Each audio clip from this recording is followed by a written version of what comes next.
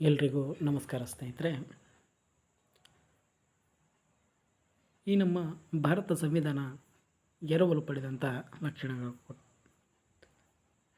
ಯಾವ ರಾಷ್ಟ್ರದಿಂದ ಏನನ್ನು ಎರವಲು ಪಡೆದಿದೆ ಎಂದು ಕುರಿತು ಈ ಮುಂದೆ ನೋಡಿಕೊಳ್ಳೋಣ ಸ್ನೇಹಿತರೆ.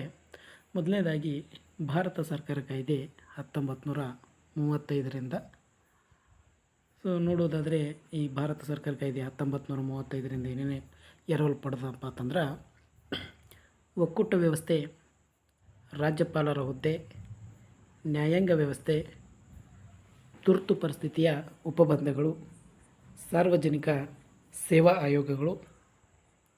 ಇದಿಷ್ಟೇನಪ್ಪ ಅಂತಂದ್ರೆ ಭಾರತ ಸರ್ಕಾರ ಕಾಯ್ದೆ 1935ರಿಂದ ಎರವಲು ಪಡೆಯಲಾಗಿದೆ.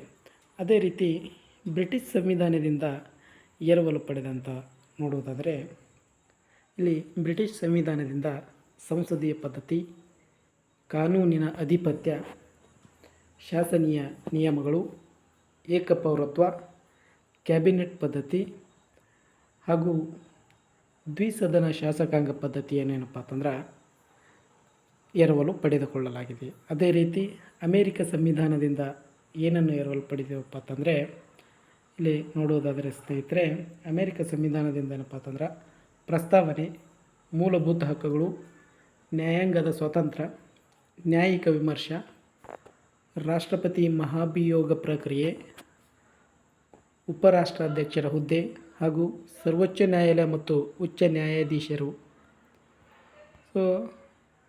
ಅದೇ ರೀತಿ ಐರ್ಲೆಂಡ್ ಸಂವಿಧಾನದಿಂದ ರಾಜ್ಯ ನಿರ್ದೇಶಕ ತತ್ವಗಳು, ರಾಜ್ಯಸಭೆಗೆ ಸದಸ್ಯರ ನಾಮಕರಣ, ಇನ್ನು ರಾಷ್ಟ್ರಾಧ್ಯಕ್ಷರ ಚುನಾವಣಾ ವಿಧಾನವನ್ನು ಐರ್ಲೆಂಡ್ ಸಂವಿಧಾನದಿಂದ ಎರವಲು ಪಡೆದಿವೆ.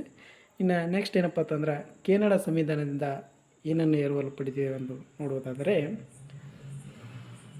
ಸ್ನೇಹಿತರೆ, ಕೆನಡಾ ಸಂವಿಧಾನದಿಂದ ಏನಪ್ಪ ಅಂತಂದ್ರೆ ಒಕ್ಕೂಟ ವ್ಯವಸ್ಥೆಯ ಮಾದರಿ, ಶೇಷಾಧಿಕಾರಗಳನ್ನು ಕೇಂದ್ರ ಸರ್ಕಾರಕ್ಕೆ ನೀಡುವುದು, ಅದೇ ರೀತಿ ಕೇಂದ್ರದಿಂದ ರಾಜ್ಯಪಾಲರ ನೇಮಕಾತಿ, ಇನ್ನು ಸರ್ವೋಚ್ಚ ನ್ಯಾಯಾಲಯದ ಸಲಹಾ ವ್ಯಾಪ್ತಿ. ಇದನ್ನೇನಪ್ಪ ಅಂತಂದ್ರೆ ಕೆನಡಾ ಸಂವಿಧಾನದಿಂದ ಎರವಲು ಪಡೆದುಕೊಂಡಿದ್ದೇವೆ.